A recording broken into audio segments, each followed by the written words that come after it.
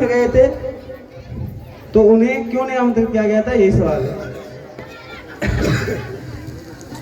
पहली बात तो यह है कि कहीं भी विधिवत नहीं लिखा है कि आमंत्रित किया गया था।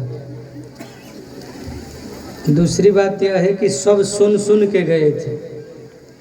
स्पष्ट चौपाई है, धनुष यज्ञ सुनि रघुकुल नाथा, हर्षि चले मुनिवर के साथ। और यह कार्यक्रम साल भर से चल रहा था। एक वर्ष से कोई भी राजा से धनुष नहीं टूटता था जो सुन सुन के धनुष यज्ञ में पहुंचा था। लेकिन फिर भी आपका बात मैं मान लेता हूं। तो मान लिया जाए चिट्ठी गया होगा, रामायण में कहीं चिट्ठी का वर्णन नहीं है, सुन सुन के वर्णन है। अन्य रामायण में हो सकता है, लेकिन उसके पीछे भी एक कहानी है।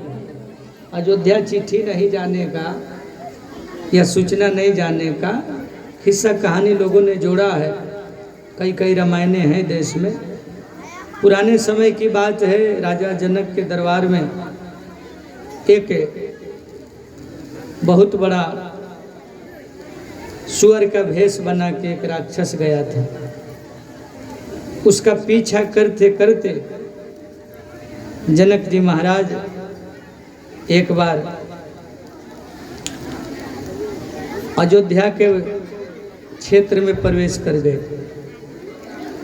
और जैसे ही तीर चलाए, तीर उस सुअर को न लग के एक गाय को लग गया। पूरी तैयारी करके थक गए पर गाय ठीक नहीं हुई। तो किसी ने कहा कि जनक दशरथ जी को याद किया जाए, ठीक कर देंगे।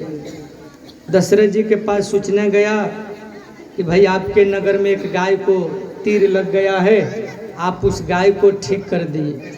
दशरथ जी पूजा करने जा रहे थे, बोले अभी तो हमको समय नहीं है, एक झाड़ू लगा रहा था। झाड़ू लगाने वाले से दशरथ जी बोले सुनो, कहीं गाय को बाण लग गया है, गाय मूर्छित पड़ी है, जा करके ठीक कर दो, जिंदा कर दो। वो झाड़ू लगाने वाला गया और कहा कि मन वचन कर्म से दशरथ का अगर मैं सेवक हूँ तो यह गाय उठ करके खड़ी हो जाए। और ऐसा जल का छींटा मारा, वो गैया उठ के खड़ी हो। जनक जी महाराज यह लीला देख करके आश्चर्य में हो गए कि जिस प्रजा का एक साधारण झाड़ू लगाने वाले के पास इतना शक्ति है कि मूर्छित गाय को खड़ा कर देता है, ऐसा रघुवंश है, ऐसा सूर्य वंश है और ऐसा अयोध्यावासी है। वही बात याद आ गया जनक जी को धनुष यज्ञ करते समय कि कहीं फिर भी हम वहाँ निमंत्रण दे दिए, चिट्ठी पत्रिका दे दिए, हो सकता है दशरथ जी अपने न आए, चाहे अपना कोई बेटा को न भेज के कोई झाड़ू लगाने वाले को भेज देंगे, आया के धनुषिया तोड़ देगा, तो क्या हम अपना बेटी को झाड़ू लगाने वाले से ब्याह कराएंगे? इसीलिए नहीं भेजे थे।